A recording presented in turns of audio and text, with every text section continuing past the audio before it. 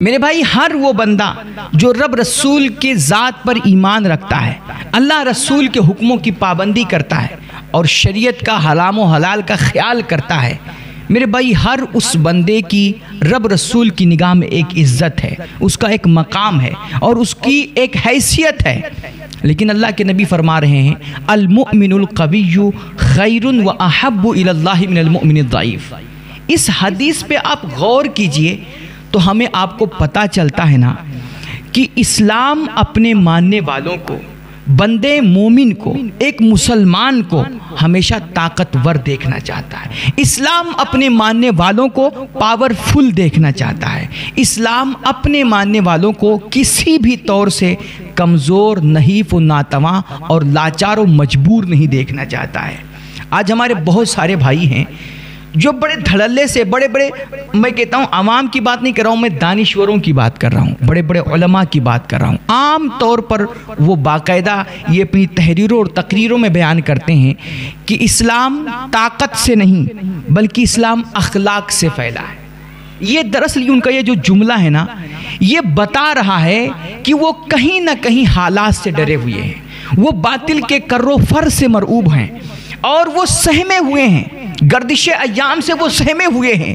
اور وہ جب دشمنوں کی جانب سے، صہیونی طاقتوں کی جانب سے اسلام کی شبیہ کو بگاڑنے کی کوشش کی جاتی ہے اور اسلام کی تعلیمات پر جب الزامات لگائے جاتے ہیں کہ اسلام تو تلوار کے زور پر پھیلا ہے، اسلام تو جنگ اور جہاد سے پھیلا ہے، اسلام کٹرتا کی وجہ سے پھیلا ہے، جب وہ دشمن طاقتیں ہم پر یہ الزام لگاتی ہیں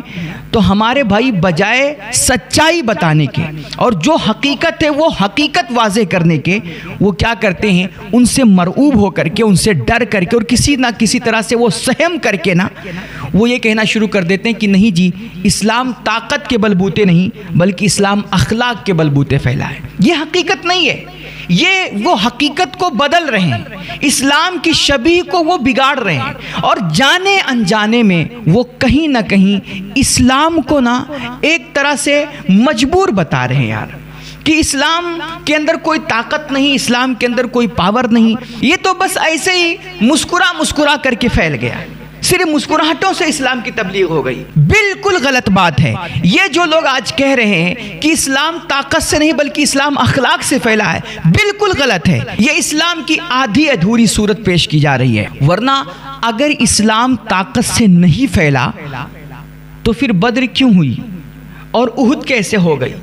یہ خندق اور حنین کیسے ہو گئی اور مکہ مکرمہ پر اللہ کے نبی کو فتح مبین کیسے عطا ہوئی، یہ بغیر طاقت کے ہو گئی۔ میرے بھائی یاد رکھیں، یہ جملہ یاد رکھیں،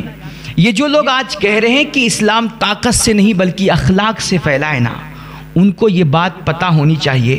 کہ جو بغیر طاقت اور حیثیت کے اخلاق ہوتا ہے نا، سر دنیا کی اصطلاح میں اسے اخلاق نہیں بلکہ اسے چاپلوسی کہتے ہیں۔ جو بغیر طاقت کے اور بغیر پاور کے اخلاق ہوتا ہے نا، اسے اخلاق نہیں بلکہ اسے چمچہ گیری کہتے ہیں۔ جب آپ کمزور ہو کر کے، لاچار ہو کر کے، مجبور ہو کر کے، بے حیثیت اور بے سہارا ہو کر کے جب آپ دنیا کے سامنے، چودھریوں کے سامنے بیٹھیں گے نا اور ان کے سامنے عاجزی پیش کریں گے، نرمی دکھائیں گے اور ان کے سامنے مسکراہٹیں بکھیریں گے نا، تو وہ چودھری اور وہ عہدہ داران آپ کو اخلاق مند نہیں، اور اسے آپ کی مسکراہٹوں کو وہ اخلاق مندی نہیں کہیں گے بلکہ آپ کی ضرورت سمجھیں گے، وہ آپ کی بزدلی سمجھیں گے، وہ آپ کی حاجت اور لاچاری اور مجبوری سمجھیں گے۔ میرے بھائی بغیر طاقت اور بغیر حیثیت کے نا دنیا میں اخلاق کا کوئی تصور ہی نہیں ہے۔ اور دوسری بات، اللہ کے نبی علیہ الصلوۃ والتسلیم نے ارشاد فرمایا کہ تم مظلوموں کی مدد کرو، تم غریبوں کی مدد کرو، تم لاچاروں کی مدد کرو۔ یہ بتائیے آپ خود ہی لاچار ہیں تو کسی لاچار کی مدد کیسے کر سکتے ہیں؟ آپ جب خود ہی سرکشا کے محتاج ہیں تو دوسروں کو سرکشا کیسے دیں گے؟ آپ جب خود ہی بے کس اور مجبور ہیں تو کسی مظلوم کے حق میں مضبوطی کے ساتھ آپ کیسے کھڑے ہوں گے اور اس کے حق کی لڑائی کیسے لڑیں گے؟ اگر آپ کے اندر طاقت نہیں ہے تو آپ ظالموں کا ہاتھ کیسے پکڑیں گے؟ اللہ کے نبی فرما رہے ہیں کہ تم مظلوموں کی مدد کرو. اس سے پتہ چلتا ہے کہ وہ فرما رہے ہیں کہ تم طاقتور بنو, تم حیثیت میں آؤ, تم اقتدار میں آؤ, تم پاورفل بنو. یہ بتائیے اللہ کے نبی علیہ الصلوۃ والتسلیم پر مکہ مکرمہ میں کتنے ظلم ہوئے تھے. میں سمجھتا ہوں کہ شاید دنیا میں ظلم کی جتنی بھی قسمیں ہیں نا, وہ سب اللہ کے نبی پر اعلان نبوت کے بعد اللہ کے نبی پر اور آپ کے ماننے والوں پر ظلم کی وہ ساری قسمیں ان ظالموں نے آزما لی تھیں. اور اس وقت کے جو بڑے گنڈے تھے, جو بدماش تھے, ابو جہل, عتبہ, شیبہ, امیہ بن خلف جیسے ان بڑے بڑے دشمنوں میں جب اللہ کے نبی علیہ الصلوۃ والتسلیم پر اور آپ کے ماننے والوں پر اتیاچار کیا, جب آپ کو ستایا, تو اللہ کے نبی علیہ الصلوۃ والتسلیم نے ان کے سامنے صرف مسکراہٹیں نہیں پیش کی, صرف اپنا اخلاق ہی نہیں دکھاتے رہے, بلکہ جب ان کی طرف سے اتیاچار ہوا آپ پر نا, تو آپ نے ہجرت کی, آپ نے مکہ مکرمہ چھوڑا اور آپ مدینہ منورہ تشریف لے گئے. اور مدینہ منورہ میں پہنچ کر کے سب سے پہلا جو کام کیا آپ نے, وہ آپ نے اپنی حکومت کی بنیاد ڈالی. آپ نے اسلامی حکومت کی بنیاد رکھی اور پھر علی شیر خدا جیسے اللہ کے شیر کو تیار کیا, حضرت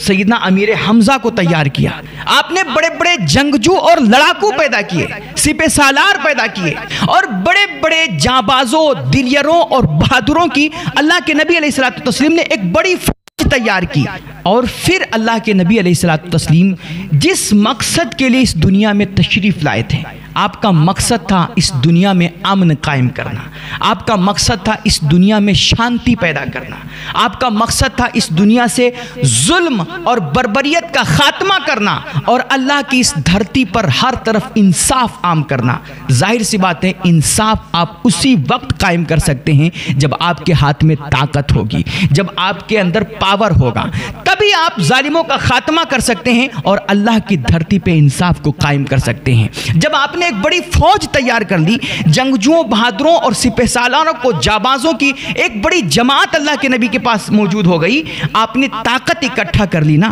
تب پھر جو اس وقت کے دبے کچلے لوگ تھے, جو غریب تھے, لاچار تھے, مجبور تھے, جو مظلوم تھے, آپ نے ان مظلوموں کے حق کی لڑائی چھیڑی. اور جو اس وقت کے بڑے بڑے بدماش تھے, آپ نے ان کے خلاف جنگ چھیڑی. اور پھر بدر ہوئی,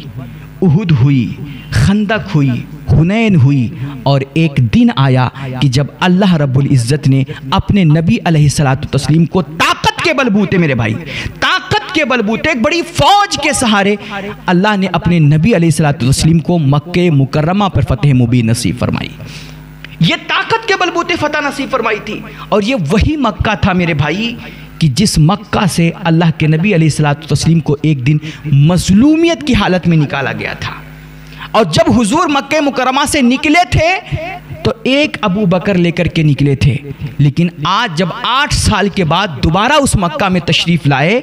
تو آپ تنہا ابو بکر کو لے کر کے نہیں, بلکہ 10,000 کا لشکر جرار لے کر کے اللہ کے نبی مکہ مکرمہ میں داخل ہوئے.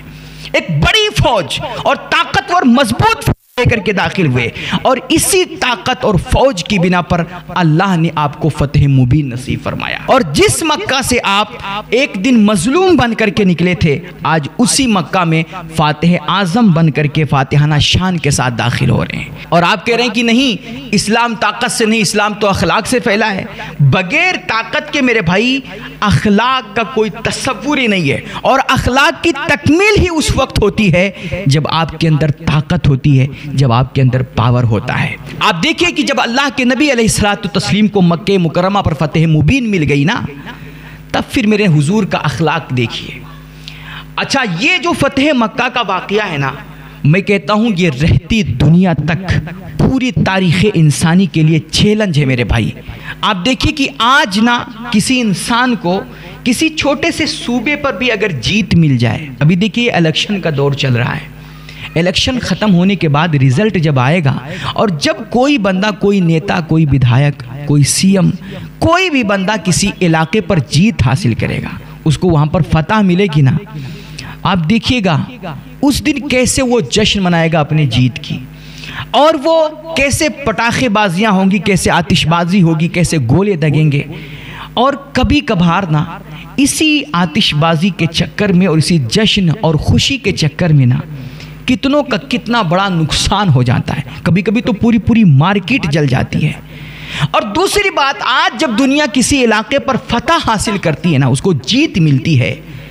تو پھر وہ پہلے سے یہ ذہن میں رکھتا ہے کہ ہمارا حریف کون کون ہے، ہمارا مخالف کون کون ہے۔ جیت کے بعد اپنے مخالفین سے اس کے اندر انتقام لینے کی ایک آگ بھڑکنے لگ جاتی ہے۔ آج جب ایک پارٹی دوسری پارٹی پر غلبہ حاصل کرتی ہے نا،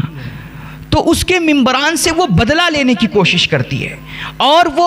اس کو سبق سکھانے کی کوشش کرتی ہے کہ یہ اس نے ہماری مخالفت کی تھی، جب ہم سطح میں نہیں تھے یہ سطح میں تھا تو ہمارے ساتھ یہ کرتا تھا، آج ہم سطح میں آئے تو اس کے ساتھ اس سے زیادہ کریں گے۔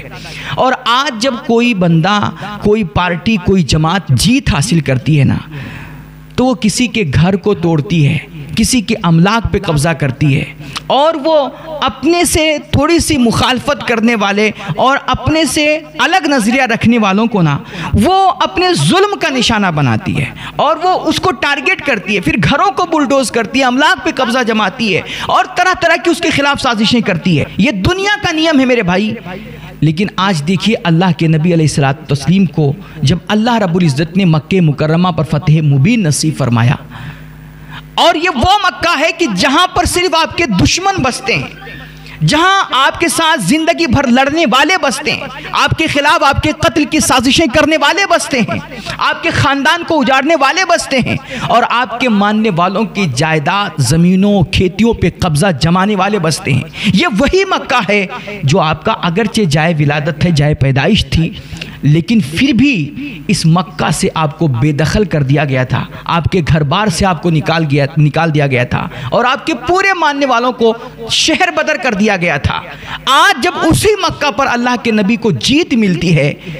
تو اللہ کے نبی یہ اعلان نہیں کرتے ہیں کہ اب دشمنوں کے گھروں کو توڑ دیا جائے اور سب کو پکڑ کر کے قتل کر دیا جائے، گولی مار دی جائے اور ان کا خاتمہ کر دیا جائے، پھانسی کے پھندے پہ چڑھا دیا جائے۔ ایسا کوئی حکم جاری نہیں ہوتا ہے۔ دیکھیے پاور مل گیا نا، تو اب اخلاق کا مظاہرہ دیکھیے کس طرح حضور پاک فرما رہے ہیں۔ میں کہتا ہوں یہ پوری تاریخ انسانی کے لیے فتح مکہ کا واقعہ چیلنج ہے۔ رہتی دنیا تک فتح مکہ کے وقت اللہ کے نبی علیہ الصلوۃ والتسلیم نے جو انسانیت اور جو مانوتا کی مثالیں پیش کی تھی نا، رہتی دنیا تک پوری تاریخ انسانی ایسی مثال پیش کرنے سے قاصر رہے گی۔ نہ آج تک کبھی ایسی مثال پیش آئی ہے، اور نہ قیامت تک دنیا ایسی مثال پیش کر سکتی ہے۔ آپ دیکھیے جب اللہ کے نبی علیہ الصلوۃ والتسلیم فاتحانہ شان کے ساتھ مکہ میں داخل ہو رہے ہیں، تو آپ کی جانب سے اعلان کیا جا رہا ہے کہ خبردار کسی بھی بندے کو کوئی نقصان نہ پہنچایا جائے۔ بلکہ ایک روایت تو یہ ہے کہ جب حضور یہ اپنا لشکر جرار لے کر کے نا مکہ مکرمہ کی طرف بڑھ رہے تھے نا، راستے میں بتایا جاتا ہے کہ وہاں پر ایک کتیا تھی، اس نے بچے دے رکھے تھے، وہ راستے پر اپنے لیٹ کر کے اپنے بچوں کو، اپنے پلوں کو وہ دودھ پلا رہی تھی۔ اللہ کے نبی علیہ الصلوۃ والتسلیم کی دور ہی سے پہلے اس جیسے وہ کتیا پہ نظر پڑی نا، تو دیکھیے انسانیت، یہ مانوتا کی تعلیم اللہ کے نبی علیہ الصلوۃ والتسلیم دے رہے ہیں کہ ایک کتیا جو بچے دے رکھی ہے اور سڑک پہ لیٹ کر کے اپنے بچوں کو دودھ پلا رہی تھی، اللہ کے نبی کی جیسے اس پہ نظر پڑی، اللہ کے نبی علیہ الصلوۃ والتسلیم نے شاید غالباً حضرت اسامہ رضی اللہ تعالیٰ عنہ تھے، آپ کے صحابی تھے، ان کو بلایا، اور وہاں پر سڑک پہ جہاں پر کتیا لیٹ کر کے دودھ پلا رہی تھی وہاں پر حضرت اسامہ کو کھڑا کر دیا اور کہا کہ تم یہیں پہ کھڑے ہو جاؤ، اور جو بھی ادھر سے گزرے پورے لشکر کو تنبیہ کرتے رہو کہ وہ یہ راستہ کاٹ کر کے دور سے ہو کر کے گزرے، کہیں ایسا نہ ہو کہ لشکر کی دھمک کی وجہ سے اور لشکر کے جو سواریاں ہیں، جو گھوڑے ہیں، ان کو دیکھ کر کے یہ کتیا بدک جائے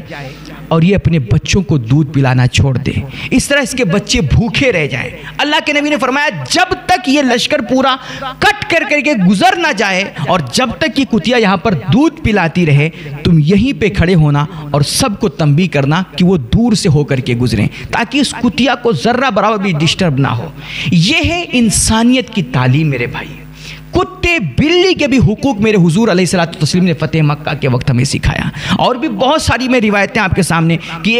ایک اللہ کے نبی علیہ الصلوۃ والتسلیم، یہ بخاری شریف کی روایت ہے کہ ایک بندی تھی، ایک عورت تھی، وہ مطلب بہت بدکارہ تھی، وہ اپنا جسم بیچ کر کے اپنا پیٹ پالا کرتی تھی۔ آپ سمجھ رہے ہیں اتنی بدکار عورت، اور کہتے ہیں کہ ایک دن وہ دھندا کر کے بازار سے واپس آ رہی تھی، راستے میں اس کی نظر پڑی کہ ایک کتا ہے جو پیاس کی شدت سے نا کیچڑ چاٹ رہا ہے، بہت سخت پیاسا تھا، اور وہ پیاس کی شدت سے کیچڑ گیلی مٹی چاٹ رہا تھا۔ اس بدکار عورت کو اس کتے پہ رحم آ گیا۔ اب وہ ڈھونڈنے لگی کہ میں کہیں پانی پا جاؤں تو اس کتے کو پلا دوں، لیکن ادھر ادھر تلاش کیا تو کہیں پانی نظر نہیں آیا۔ تھوڑی دور گئی نا تو اس کو ایک کنواں نظر آیا۔ اب کنواں تو مل گیا لیکن رسی اور ڈول نہیں مل رہی تھی کہ اس میں پانی بھر کر کے وہ پانی نکال لے اور کتے کو پلا دے۔ تو اس کے ذہن میں ایک آئیڈیا آیا۔ اس نے کیا کیا؟ اس نے اپنے سر کا دوپٹہ اتارا اور دوپٹہ اتار کر کے اس نے رسی بنائی اور پیر میں پہنے جوتی کو اس نے نکالا، اس جوتی کو اس دوپٹے سے، اس رسی سے، جس دوپٹے سے جو رسی بنائی تھی اس رسی سے باندھا اور کنویں میں ڈال کر کے جوتی میں اس نے پانی بھر کر کے نکالا اور لے جا کر کے اس کتے کے سامنے رکھ دیا، پیاسے کتے کے سامنے۔ کہتے ہیں ادھر وہ بندی،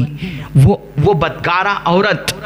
ایک کتے کو پانی پلا رہی تھی، ادھر اللہ کے نبی فرما رہے ہیں اللہ کی رحمت کو جوش آ رہا تھا۔ کہتے ہیں یہ بخاری شریف، یہ اللہ کے نبی ہمیں آپ کو تعلیم دے رہے ہیں کہ ایک زندگی بھر کی پاپی بدکارہ عورت ایک کتے پہ رحم کرے نا تو اللہ کی رحمتیں اس پر کتنی مہربان ہوتی ہیں۔ کہتے ہیں جیسے اس بندی نے اس کتے کو نا پانی پیش کیا اور کتے کو پانی پلایا، اللہ نے اپنے فرشتوں کو مخاطب کر کے کہا فرشتوں اس بدکارہ عورت کے تمام نامے اعمال کو پڑھ دو اور گواہ ہو جاؤ میں نے اپنی اس بندی پہ رحم کیا، میں نے اس کو معاف کر دیا، اس کو بخش دیا ہے۔ فرشتے کو یہ عرض کرتے میرے مالک ایک تو زندگی بھر کی پاپی عورت ہے، عورت ہے، جسم کا دھندا کرنے والی عورت ہے، اور اس کو تو نے معاف کر دیا۔ تو اللہ کی رحمتیں جواب دیتی ہیں کہ فرشتوں مجھے حیا آتی ہے کہ ایک بندہ کسی میری بے زبان مخلوق پہ رحم کرے، یہ ایک عورت میرے ایک مخلوق پہ رحم کرے اور میں اس پہ رحم نہ کروں۔ اس نے میرے ایک بے زبان مخلوق کتے پہ رحم کیا ہے تو میں ارحم الراحمین ہو کر کے اپنی اس بندی پہ رحم کیوں نہ کروں؟ لہذا تم اس کے تمام بدکاریوں کے دفتر پھاڑ دو اور گواہ ہو جاؤ میں نے اپنی اس بندی کو معاف کر دیا ہے، ہم نے اس پہ رحم کیا۔ تو میرے بھائی یہ اللہ کے نبی علیہ الصلوۃ والتسلیم نے ہمیں آپ کو کتے بلی کے حقوق بتائے۔ بخاری شریف کی روایت ہے، کہتے ہیں ایک عورت تھی جو روزہ نماز کی بڑی پابند تھی، بہت بڑی تقوی شیار اور پرہیزگار عورت تھی۔ صحابہ کرام نے آ کر کے اس عورت کی بارگاہ رسالت میں شکایت کی، یا رسول اللہ یہ جو پرہیزگار عورت تھی اس کے گھر میں ایک بلی رہا کرتی تھی، اس نے اپنی بلی کو کھانا نہیں دیا جس کی وجہ سے بھوک کے سبب وہ بلی مر گئی، ایسی عورت کے بارے میں یا رسول اللہ کیا حکم ہے؟ اللہ کے نبی نے فرمایا وہ عورت جہنمی ہے۔ اللہ اکبر! روزہ نماز کی پابند، دیندار، پرہیزگار، تقوی شیار عورت، بڑی نیکوکار دنیا کی نظر میں، لیکن اس نے ایک جانور پہ رحم نہیں کیا اور اس کو کھانا نہیں دیا، اس کو روٹی نہیں دیا۔ اللہ کے نبی فرما رہے ہیں وہ بلی بھوک کی وجہ سے مر گئی تو یہ عورت جہنمی ہے۔ یہ اللہ کے نبی گویا ہمیں آپ کو کتوں اور بلیوں کے حقوق بتا رہے ہیں کہ صرف انسانوں کے حقوق نہیں ہیں، ان جانوروں کے بھی ہم پر آپ پر حقوق ہیں، لہٰذا ہمیں جانوروں پہ بھی، بے زبان مخلوق پہ بھی رحم کرنا چاہیے۔ تو میں عرض کر رہا تھا کہ انسانیت اور مانوتا کی جو تعلیمات اور جو مثالیں اللہ کے نبی علیہ الصلوۃ والتسلیم نے دنیا کے سامنے پیش کی ہے نا، قیامت تک دنیا کبھی ایسی مثال پیش نہیں کر پائے گی۔ لیکن یہ کہہ دے کہ نہیں اسلام تو صرف اخلاق سے ہی پھیلا ہے، طاقت سے نہیں پھیلا، تو یہ اسلام کی آدھی ادھوری صورت ہے میرے بھائی، اور یہ اسلام کی حقیقت کو چھپانا ہے۔ اسلام صرف اخلاق سے نہیں، اسلام طاقت کے بلبوتے بھی پھیلا ہے، کیونکہ جب تک طاقت نہیں ہوگی آپ کے اندر، آپ کے اخلاق کا کوئی مطلب نہیں ہوگا۔ اس لیے اللہ کے نبی علیہ الصلوۃ والتسلیم کو جب مکہ پر طاقت کے بلبوتے فتح ملی نا، اور جب اللہ رب العزت نے آپ کو ویسے تو روحانی طور پر، شرعی طور پر اللہ نے بڑا پاورفل آپ کو بنایا، میں مادی طور پر کی بات کر رہا ہوں کہ جب اللہ رب العزت نے ظاہراً بھی مادی طور پر بھی آپ کو اتنا پاورفل بنا دیا، اتنی طاقت بخش دی کہ آپ اپنے سامنے کھڑے ایک مجرم کو، ایک ظالم کو، ایک گنڈے کو چاہیں تو معاف کر دیں اور چاہیں تو اسے پھانسی کے پھندے پہ لٹکا دیں۔ جب آپ کے اندر اتنا پاور آ گیا، اتنی طاقت آ گئی نا، تب پھر اللہ کے نبی علیہ الصلوۃ والتسلیم نے، حضور رحمت عالم صلی اللہ علیہ وسلم نے دنیا کے سامنے، اپنے دشمنوں کے سامنے اپنے اعلیٰ اخلاق کا مظاہرہ فرمایا۔ پھر بڑے بڑے آپ کے دشمن آپ کی بارگاہ میں پیش کیے گئے۔ ابو سفیان، جنہوں نے زندگی آپ سے لڑائیاں کی تھی، ہمیشہ وہ آپ کے خلاف تلوار لے کر کے کھڑے رہتے تھے اور طرح طرح کی سازشیں، حتیٰ کہ آپ کے قتل کی بھی سازشیں ہوئی۔ بڑے بڑے دشمن، بڑے بڑے پاپی آپ کی بارگاہ میں پیش کیے گئے، اور صحابہ کرام کے اندر بھی یہ جذبہ مچل رہا تھا کہ آج ان لوگوں نے تو ہمیں ہمارے شہر سے، ہمارے ملک سے اور ہمارے گھر بار سے ہمیں نکالا تھا اور ہم پر ظلم کیے تھے، ہمارے سینے پہ پتھر رکھ کر کے توڑے تھے، ہمیں اتنا مارا تھا، پیٹا تھا، تو آج اللہ رب العزت نے ہمیں غلبہ عطا کیا ہے، ہمیں فتح نصیب فرمائی ہے، تو آج تو ہم ان سے بدلہ لے کر کے رہیں گے، آج ایک ایک پائی کا حساب کریں گے۔ اس لیے صحابہ کرام کہہ رہے تھے آج کا دن بدلے کا دن ہے، لیکن حضور رحمت عالم صلی اللہ علیہ وسلم فرما رہے تھے نہیں، آج بدلے کا دن نہیں ہے، آج معافی کا دن ہے، آج اپنے اخلاق پیش کرنے کا دن ہے، آج ان پہ رحم کرنے کا دن ہے۔ اب دیکھو، پاور آنے کے بعد جو اخلاق ہوتا ہے نا، پھر اس اخلاق کا اثر ہوتا ہے میرے بھائی، ورنہ بغیر پاور کے لاچاری اور مجبوری میں جو اخلاق پیش کیا جاتا ہے، دنیا تو اسے مجبوری سمجھتی ہے، دنیا تو اسے ضرورت سمجھتی ہے کہ اگر ہم ایک چودھری سے مسکرا کے نہیں ملیں گے، وقت کے بڑے عہدیدار پی ایم سی ایم سے ہم اچھے نہیں ملیں گے، جھک کر کے نرمی کے ساتھ نہیں ملیں گے، تو کیا ہم اکڑ کر کے ملیں گے؟ کیا ہم سینہ تان کر کے ملیں گے؟ میرے بھائی، اگر آپ بڑے عہدیداروں کے سامنے مسکرا کے ملتے ہیں تو یہ آپ کا اخلاق نہیں، آپ کی ضرورت ہے، آپ کی حاجت ہے اور آپ کی یہ فطرت ہے، اس لیے اس کو اخلاق نہیں کہا جائے گا۔ اللہ کے نبی علیہ الصلوۃ والتسلیم کو جب پاور مل گیا، تب آپ اپنے دشمنوں کے سامنے اخلاق پیش کر رہے ہیں، اور آپ کے سامنے جب آپ کے بڑے بڑے دشمن لائے گئے نا، تو آپ نے سب کو ایک طرف سے معاف کر دیا۔ آپ نے اعلان فرمایا کہ آج جو صرف معاف نہیں کیا بلکہ دلجوئی بھی فرمائی، یہ اخلاق ہے۔ پھر حضور نے فرمایا کہ آج ابو سفیان کو صرف معافی نہیں میں دے رہا ہوں، بلکہ ابو سفیان کے گھر کو میں جائے امن بنا رہا ہوں، پناہ گاہ بنا رہا ہوں۔ آج جو ابو سفیان کے گھر میں داخل ہو جائے گا، اسے محمد عربی کی طرف سے پناہ ملے گی۔ آپ کے چچا سیدنا حمزہ کے قاتل جناب وحشی آپ کی بارگاہ میں پیش کیے جاتے ہیں۔ اللہ کے نبی فرماتے ہیں جاؤ وحشی، میں نے تم کو بھی معاف کر دیا۔ ہندہ جیسی عورت کہ جس نے آپ کے چچا کا کلیجہ چبایا تھا، کچا کلیجہ چبایا تھا، اور آپ کے ناک کان کو اور آپ کے پورے جسم کے لاش کی بوٹی بوٹی کر دی گئی تھی، مسلح کر دیا گیا تھا۔ اللہ کے نبی کو اپنے چچا کی وہ صورت حالت دیکھ کر کے اتنا دکھ ہوا تھا۔ میرے حضور رحمت للعالمین کبھی دنیا کے سامنے نہیں روئے، طائف میں پتھر کھائے لیکن دنیا نے آنسو نہیں دیکھے، کندھے مبارک پر آپ کے اوجھڑیاں ڈالی گئی لیکن دنیا نے آنسو نہیں دیکھے، راہوں میں کانٹے بچھائے گئے لیکن دنیا نے آنسو نہیں دیکھے، خاندان نے بائیکاٹ کر دیا لیکن دنیا نے آنسو نہیں دیکھے، 3-4 دن آپ بھوکے پیاسے رہے لیکن دنیا نے آنسو نہیں دیکھا، بڑی بڑی مصیبتوں سے تکلیفوں سے آپ گزرے لیکن دنیا نے کبھی آنسو نہیں دیکھے۔ لیکن وہ احد کے دن جب آپ کے چچا جان حضرت سیدنا امیر حمزہ رضی اللہ تعالیٰ عنہ کو شہید کیا گیا اور آپ کی شہید شدہ لاش کا جب مسلح کیا گیا اور اس کی جو بے حرمتی کی گئی، اللہ کے نبی علیہ الصلوۃ والتسلیم اسے دیکھ کر کے رونے لگے، اور آپ نے فرمایا کہ صرف میں رو رہا ہوں، میرے چچا پہ رونے والا کوئی دوسرا نہیں ہے۔ اس طرح خاندان انصار کی ساری عورتیں میرے حضور کے چچا جان کی اس لاش پہ آنسو بہا رہی تھیں۔ اس عورت کو جس نے حضور کے چچا کی لاش کا یہ حال کیا تھا، یہ حشر کیا تھا، اس عورت کو جب آپ کی بارگاہ میں لایا گیا، اللہ کے نبی نے اس عورت کو بھی معاف کر دیا، کسی سے بھی ذرہ برابر کوئی بدلہ نہیں لیا۔ اور جب اللہ کے نبی علیہ الصلوۃ والتسلیم نے ایک حاکم کی حیثیت سے طاقت اور قوت اور اقتدار حاصل کرنے کے بعد جب آپ نے دنیا پر اس طرح رحم و کرم کی برکھا برسائی اور دنیا پر اس طرح شفقت کا معاملہ فرمایا اور ہر کسی کو معاف کیا، بڑے بڑے دشمنوں کو معاف کیا، اور جو غریب لاچار مجبور تھے جب آپ نے ان کو ان کے لٹے ہوئے حقوق دلائے، واپس دلائے، اور اس طرح جب آپ غریبوں لاچاروں بے کسوں کا سہارا بن کر کے مضبوطی کے ساتھ طاقت کے ساتھ کھڑے ہوئے نا، تو پھر اب آپ کے اس اخلاق کا دنیا پر اثر ہوا، اور آپ کے اخلاق کی وہ خوشبو اور آپ کی عادات کریمہ اور آپ کے بلند و بالا تعلیمات کی روشنی اور نور جو تھا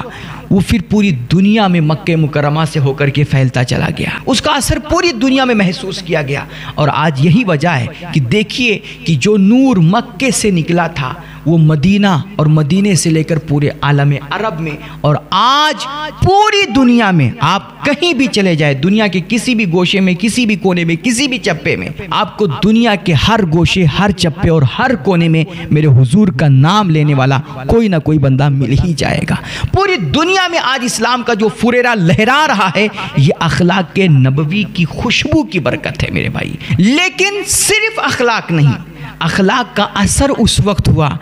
جب پہلے اللہ کے نبی نے اپنی طاقت بنائی۔ تو یہ بالکل کہنا درست نہیں ہے کہ اسلام طاقت سے نہیں بلکہ اخلاق سے پھیلا ہے میرے بھائی۔ اسلام طاقت سے بھی پھیلا ہے اور اسلام اخلاق سے بھی پھیلا ہے۔ ہاں یہ اور بات ہے کہ طاقت سے زیادہ اثر اخلاق کا ہوتا ہے دنیا پر، لیکن اخلاق بھی اس وقت مؤثر ہوتا ہے جب پہلے انسان کے اندر طاقت ہوتی ہے، ورنہ لاچاروں، مجبوروں، بے کسوں، بے سہاروں اور فٹ پاتھ پہ پڑے بندوں کے اخلاق کا کوئی مطلب نہیں ہوتا ہے۔ دنیا فقط ایسے لوگوں کے، غریبوں کے اخلاق کو چاپلوسی کا نام دیتی ہے، مجبوری اور لاچاری کا نام دیتی ہے۔ اس لیے اسلام کی منشا یہ ہے کہ میرا ماننے والا صرف اخلاق نہ پیش کرے بلکہ وہ پاور میں آئے، وہ طاقت میں آئے اور وہ حکومت میں حصہ دار بنے اور وہ اقتدار حاصل کرے، اور مضبوط ہو کر کے جب وہ صرف مطالبات کرتا رہے گا نا اور صرف ان سے بھیک مانگتا رہے گا رحم کی، تو پھر دنیا اس کی قدر نہیں کرے گی۔ وہ رحم کی بھیک نہ مانگے بلکہ مضبوط اور طاقتور ہو کر کے دنیا پہ رحم کرے، یہ خود رحم کی بھیک نہ مانگے بلکہ دوسروں کو رحم عطا کرے اور دوسروں کا سہارا بنے، غریبوں، لاچاروں، مجبوروں کی یہ مدد کرے۔ اللہ ہم سب کو دین اسلام کو صحیح معنوں میں سمجھنے اور پھر دین اسلام کی تمام تعلیمات پر کما حقہ عمل کرنے کی توفیق رفیق بخشے۔ وآخر دعوانا الحمدللہ رب العالمین۔ السلام علیکم۔